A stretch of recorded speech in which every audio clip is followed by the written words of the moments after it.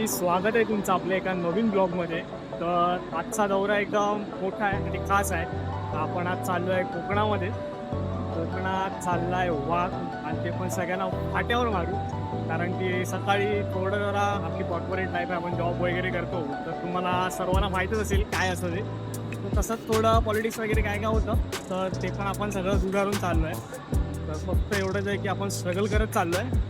आपण संध्याकाळची आपली बस होती, पण ती काय कारणास्तव जरा कॅन्सल करावी लागली आपल्याला, आणि आपण आता चाललो आहे ट्रेनने. ट्रेनने म्हणजे आपला जनरलचा प्रवास आहे. जनरलचा प्रवास आणि कोकणात जायचा म्हणजे खूप मोठी रिस्क आणि शाळा आहे. तर आता आपण बघूया आपला कसं होतं आहे ते.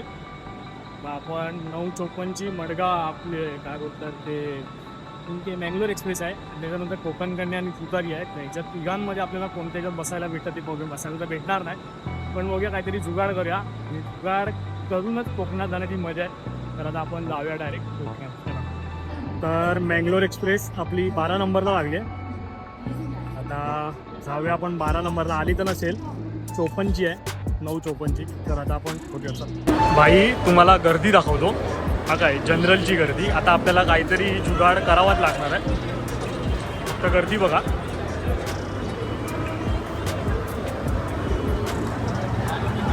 ही जनरलची गर्दी आहे. तर आता आपण काहीतरी जुगाड करूया आणि जाऊया. हे बघा, त्याला बोलतात कोकण. कोकणात जाण्याची आतुरता. ट्रेन तर आली आहे. आता जनरलमधली शाळा आपण बघूया काय आहे ती.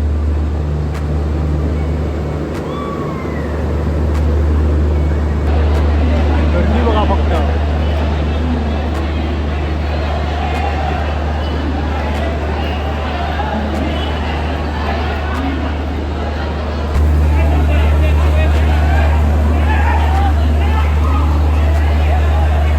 कोकण रेल्वे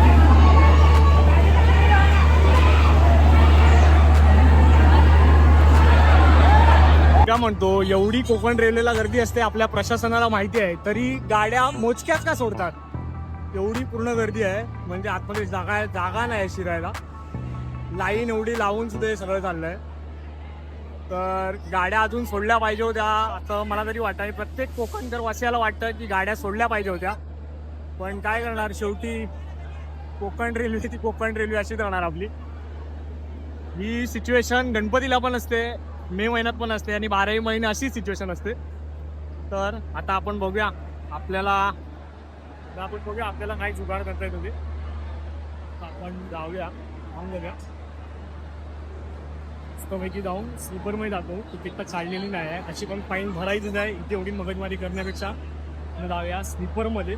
आणि टी सी आला की त्याच्यावर काहीतरी बघूया, सेटिंग होत असेल. देवाची कृपा.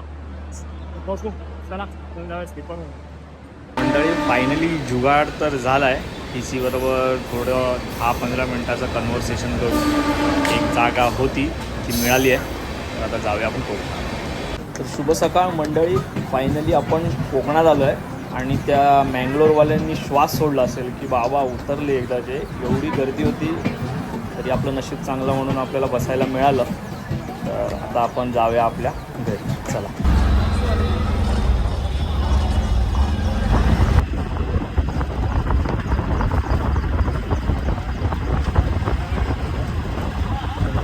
आपण आपल्या गावी पोचलो आहे, आणि घरच्यांना माहीत नाही मी आलो आहे ते. तर आपण बघूया त्यांचे एक्सप्रेशन कसे आहेत ते. हा काय कदम कदम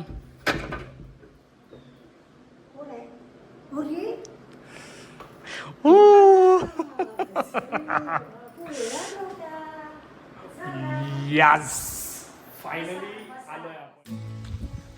तर मी तुम्हाला आता आपल्या गावच्या घराची एक झलक दाखवतो, म्हणजे तुम्हाला पूर्ण दाखवतो कसं आहे आपल्या गावचं. चला म्हणतो.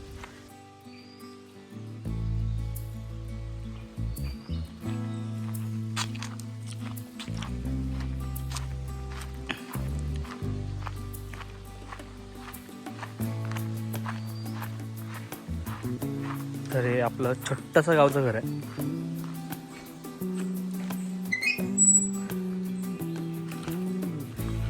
ही आंब्याची झाड आहेत, तुळस वगैरे.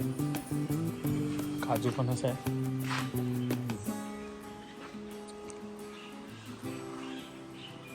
हा असा समोरचा लुक आहे आपला. आधी तुम्हाला वरती टेरेसवर घेऊन जातो मामा.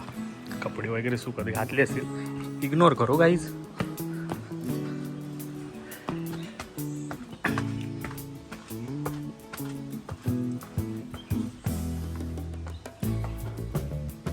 नाही घातले नशीब.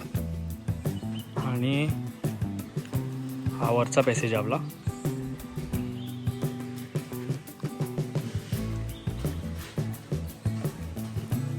इथून पुढे आपण बाल्कनी सारखं ठेवलंय.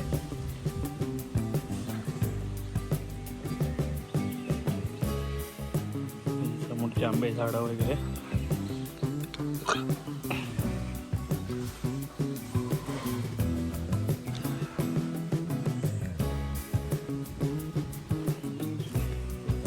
आणि बॅक साईडने हा व्ह्यू आहे.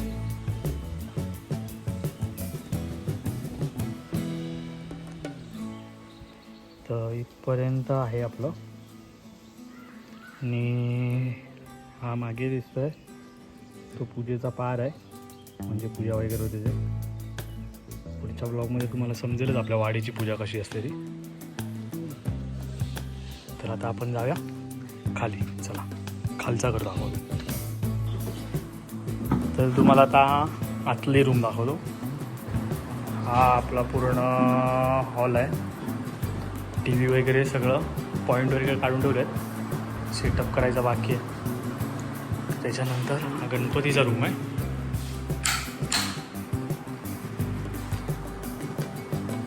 हा गणपतीचा रूम आहे.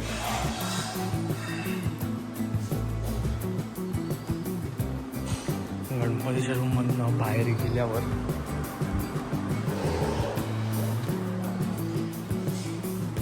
किचन.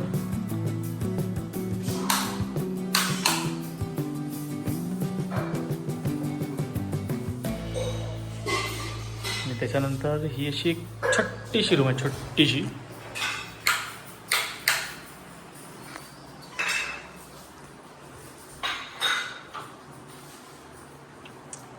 हां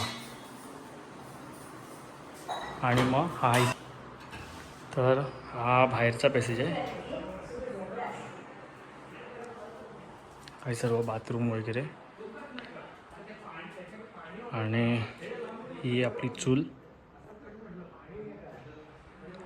त्याच्यानंतर हे आंब्याचं झाड वगैरे. केळीची झाडं 2 तोडायची आहेत आणि हे एक नारळाचं झाड.